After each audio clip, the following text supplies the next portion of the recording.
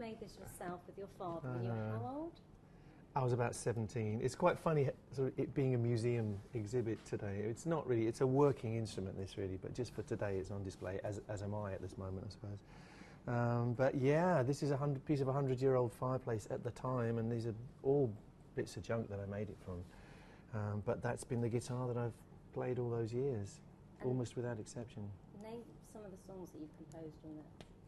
Well, I don't know. I'm not saying I composed them on there. Yeah, I suppose in a sense I do. Things like "Hammer to Fall" and "We Will Rock You," but it's the guitar which I've played on every Queen record. I think pretty much without exception. Probably the only exception would be "Crazy Little Thing Called Love," which I played on the Telecaster to create a sort of period sound. But everything else is on this. And it's lasted so well. It has. It's never been refretted. Nobody can believe it, but these are the original frets that I put on and formed myself when I was a student. Yeah, it's had a little bit of refurbishment on the body, a bit of refinishing. It's not something that most 17-year-olds would do. No, probably not, but I couldn't afford a guitar. I couldn't afford an electric guitar, so we had to make one. Me and my dad. This is a great relic. This is a piece of filed down from one of my mum's giant knitting needles.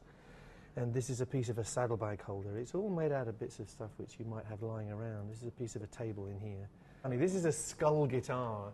And I made a sketch and said, can you make me one of those? And it was for a video for a song called It's a Hard Life. And it was actually one of our least favourite videos because it became very sort of over the top. But it's kind of an elaborate joke because in Freddie's mind the song It's a Hard Life is about being very unhappy with life, but he's portrayed himself and us in these opulent conditions, you know, being fed grapes and stuff, and that's what the video is about.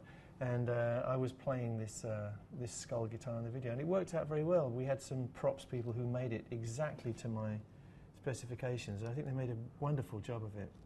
It's pretty fantastic. Yeah, it doesn't sound that great, I have to tell you. Sounds a bit dead, you know.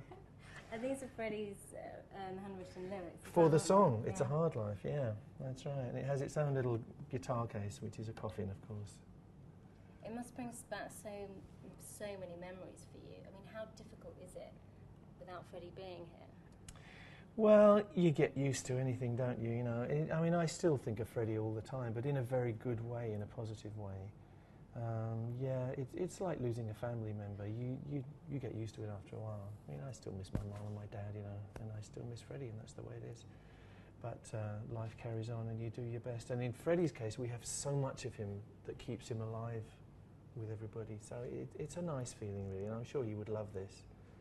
He kept working right to the end. Do you think he would still be wanting to perform, still be writing? Oh, unquestionably, yeah. Freddie never stopped. He lived to work. Freddie lived for his music, there's no question. And even though he was very poorly towards the end, he just got up every morning and wanted to do it. You were saying you still love performing, and you recently performed with Lady Gaga at the I did, yeah. What was it like working with her? It was very good, very interesting. It was brief. I sort of whizzed in there to Los Angeles, got straight off the plane and went to rehearsals with her. She's a phenomenon. I mean, she really is. She's so focused. She's full of ideas, and she's very hard on herself, as we were, so I sort of identify in that way. She's one of the few people I've actually seen who genuinely dance flat out and sing flat out at the same time, because most people don't, you know. I mean, if you see Madonna, no, I shouldn't bring up Madonna, but if you see most people, if they're dancing full out, they're not really singing, you know. There'll be something on tape or whatever. You know, or else they'd be singing and somebody else will be doing the dancing. But Lady Gaga actually did pull it off, and I was amazed. She's great. Yeah, that was just a one-nighter, but I did play on her record as well, which I think is, you know, an interesting piece of work. I love working with people, talented people, and we don't have Freddie anymore, so it's great for me to get out there and do things. You were saying your Saturday nights are filled up now with Strictly. How proud are you? I'm incredibly proud of my missus, yeah. I mean, she's amazing. She's a very talented actress, and I think, you know, she does have her recognition. But there are still those people who all they can remember is Angie in EastEnders, and it's a shame because she's a great actress in so many ways across the board. But she has this other talent, which even I didn't realise how huge it was, but she has a talent for dance, there's no doubt about it, and she's always been that way. She's always had a kind of feel for it, but she's never had the training. And I remember watching her dance years ago and thinking, my God, where did that come from? You just have this instinct. I don't. I will never have that in my body. It comes out of my fingers, but it doesn't come out of my body. She has this kind of wiggle and things that happen in all the muscles of her body, which happens instinctively, and I don't think it can be taught. So the fact that she's being taught the structure now as well is just perfect for her. And I think that she's already astounding people. It's very interesting. When it began, I've never been into a bookmaker's in my life, but I went into a turf account and put a bet on her, and I got 20 to 1 for her to win, but her odds are now, after one dance, her odds are 10 to 1.